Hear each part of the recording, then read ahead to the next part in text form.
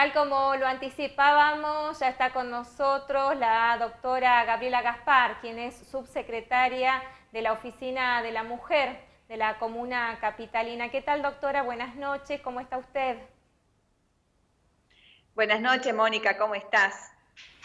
Doctora, bueno, esta convocatoria que le hacemos en esta oportunidad es para que nos cuente cómo vienen trabajando desde esta área tan importante, teniendo en cuenta que transitamos épocas muy difíciles y si se hace complicado abordar la temática de la violencia y de la mujer en épocas donde contamos con todos los recursos de contacto, me imagino cómo será ahora. ¿Qué están haciendo en este sentido?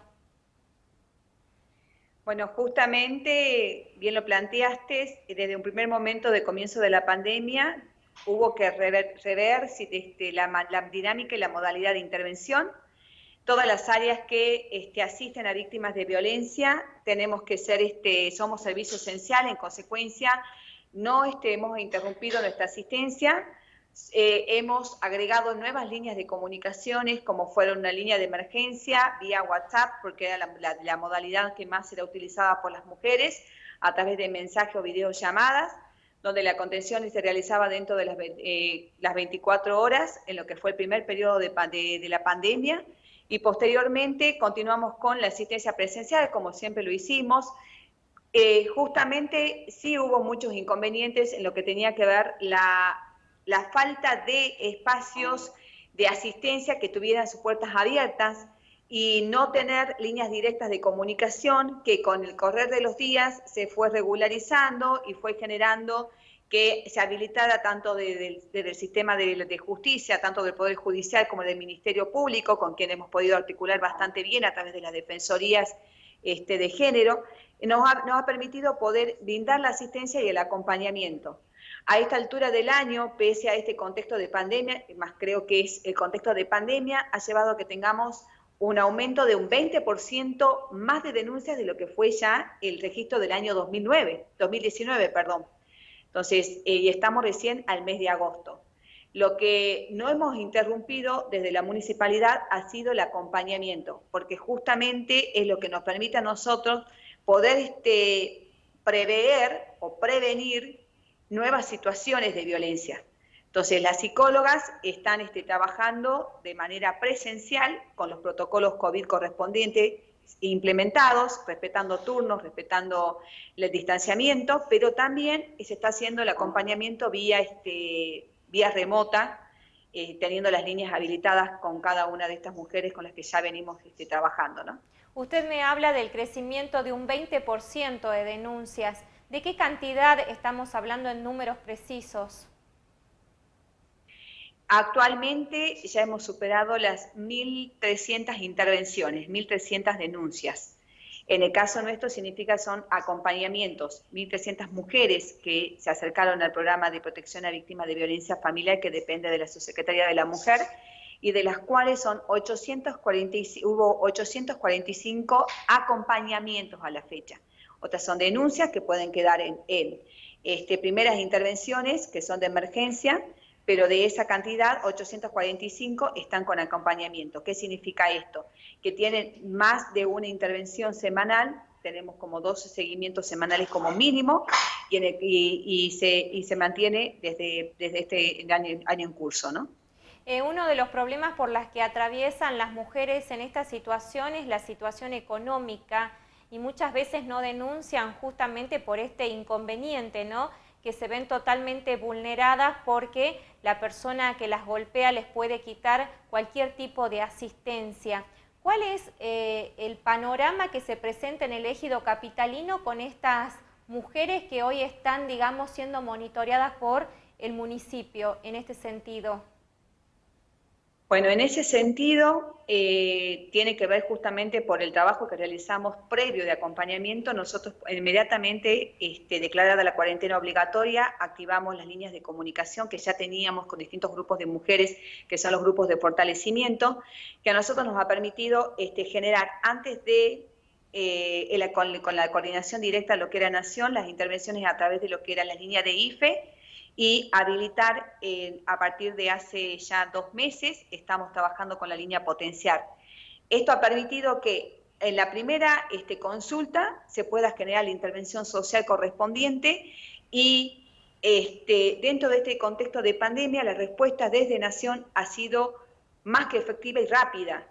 En lo que era anteriormente el programa denominado Ellas Hacen, posteriormente Haciendo Futuro, cada vez que una mujer era incorporada a dicho programa, había como un plazo que podía variar entre de 3 meses a 6 meses promedio para que sea incorporada a dicho sistema.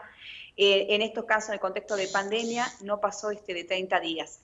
Eso a nosotros nos ha permitido morigerar lo que tiene que ver la violencia económica sobre todo, y también hemos trabajado a través de las distintas intervenciones que tuvo a través de esta nueva gestión de la intendenta Betina Romero, que fue el Plan Unidos, donde estuvimos acompañando a los diferentes comedores, merenderos, ollas populares, que generan un contacto directo con las referentes y vecinas del lugar, que también nos permitió una intervención previa. Entonces, desde ese sentido... Sí, le iba a consultar con respecto a los trabajos, potenciar trabajo, ¿reemplazó a Ellas Hacen? Digamos que cambia la dinámica y la modalidad, viene a completar ese programa que había surgido en aquel entonces como Ellas Hacen. Recordemos que este es un plan que incorporaba a mujeres víctimas de violencia, es un programa que incorporaba, a mujeres víctimas de violencia de una de sus líneas, donde como requisito se establecía la contraprestación consistía en terminar la terminalidad educativa del nivel primario, secundario y o terciario, acreditar capacitaciones y había quedado como en el tintero lo que tenía que ver con la devolución en horas o prestaciones de jornada de trabajo. Entonces, ahora el programa Potenciar lo que habilita creo que es justamente esa beta, ¿no? Sigue con las líneas de ¿Cuántas mujeres están en Potenciar hoy? Desde el área de la mujer tenemos un registro de actualmente de 56 mujeres que están incorporadas al programa Potenciar. ¿Existe algún de tipo las cuales vienen con cursos de capacitación. ¿Cómo? ¿De las cuales qué, disculpe? Están incorporadas en distintas líneas de capacitaciones, ¿no? Que no tan solo pueden ser propias del municipio, sino que también tiene que ver con la terminalidad educativa. ¿Algunas de las mujeres asistidas necesitan de la ayuda alimentaria por parte del municipio? Han sido situaciones muy pocas en las que hemos brindado asistencia alimentaria, justamente porque hubo este acompañamiento previo. La intervención social ha permitido, a través de los informes sociales, la intervención de las trabajadoras sociales, ha permitido que no nos encontremos con situaciones extremas de abordaje inmediato en lo que tiene que ver la cuestión alimentaria, ¿no? En ese sentido hemos podido dar respuestas de manera efectiva y no han sido muchas las situaciones. Doctora, usted es una persona que viene haciendo trabajo de campo desde hace muchísimos años, más allá de la función que hoy le toca. ¿Qué percibe en el campo social cuando se atraviesan situaciones de violencia en medio de la pandemia? ¿Qué se ha percibido y qué ha cambiado notoriamente dentro del abordaje de esta problemática? Pese a esta problemática, la verdad que voy a ser optimista respecto de lo que voy a decir porque he visto ese cambio, que pese a este contexto que generaba un aislamiento y que sabemos que el número de denuncias dentro de la violencia se produce dentro del hogar, no ha sido una situación que no ha sido, hubo mucha intervención y mucho compromiso de vecinos, de vecinas, de redes de mujeres, le llamamos las mujeres de base, las mujeres de organizaciones, que son las que han estado en la primera línea. Muchas de las denuncias y muchas de las intervenciones que realizamos telefónicamente han sido generadas por terceras y por terceros. Entonces, esto ha permitido que de alguna manera, si bien hubo muchas denuncias de aumento por intentos de femicidio, han podido ser evitadas esos femicidios y ha sido por esta intervención de terceros. Otra cuestión que ha quedado muy en evidencia es que muchas de las consultas, tuvimos muchísimas consultas, no llegaron al nivel de denuncia, que tenía que ver con este involucramiento de también hacia adentro de la familia, los hijos en edad adolescente, jóvenes, y aquellos hijos que estaban a cargo de sus padres adultos mayores, madres adultas mayores, y que pudieron visibilizar esa dinámica que pasaba antes desapercibida como una violencia psicológica, una violencia económica. Y hubo muchísimos, puedo decir que en un 35% las consultas que hemos intervenido fueron en ese sentido. La toma de conciencia de grupo familiar y de vecinos que ha permitido intervenir después con esa familia, ¿no? Con lo que usted nos dice, se traduce que persiste el miedo en la víctima. Así es, eso no ha quedado, todavía es una realidad y como tal está presente, pero así como persiste este miedo a intervenir, también encontraron redes de contención que antes estaban como invisibilizadas, porque yo creo que siempre existieron este grupo de mujeres de base, mujeres de barrio, mujeres de distintas organizaciones que intentaban contener, pero ahora fueron las primeras que generaron esa intervención y toda esa toma de conciencia. Entonces, muchas de las denuncias que se hacen o pedidos de intervenciones ha sido a través de ONG o propias organizaciones barriales o merenderos o comedores que son los que han generado como el nexo de comunicación directa, ¿no? Entonces, pero sí está presente, pero no callado. ¿Existe la posibilidad desde la comuna capitalina, disculpe doctora, existe la posibilidad desde la comuna capitalina de crear un ámbito donde se le pueda dar asistencia a la víctima teniendo en cuenta lo que significa salir del hogar, que es una gran materia pendiente de los distintos organismos del Estado que no han podido dar soluciones a esto?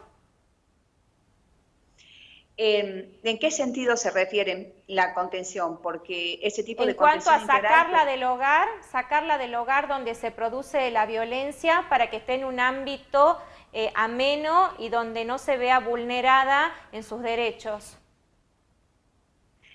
Eso sigue siendo materia pendiente, no tan solo de, digamos, es una competencia que lo que tiene que ver con la cuestión habitacional, porque ahí atraviesa otra situación que es la que genera esta situación de violencia y que no puedan salir las mujeres, y es que la falta de vivienda, la falta de recursos para acceder.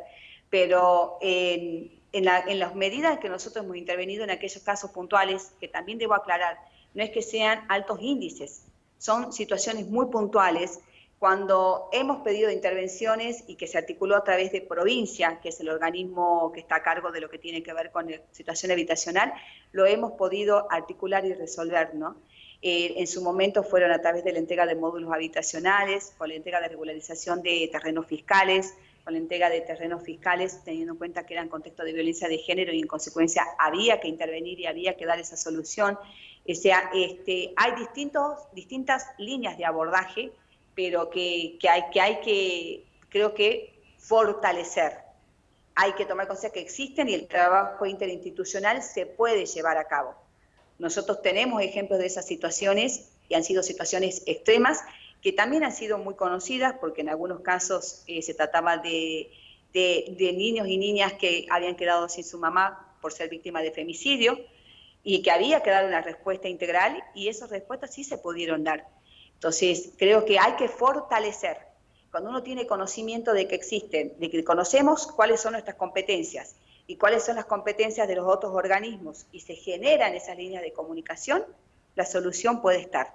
La cuestión es que los tiempos no sean largos, sino que cada vez vayamos acortando esa brecha entre la necesidad que es hoy presente y la esperanza de futuro, ¿no? Creo que eso es algo que todavía falta mucho por trabajar.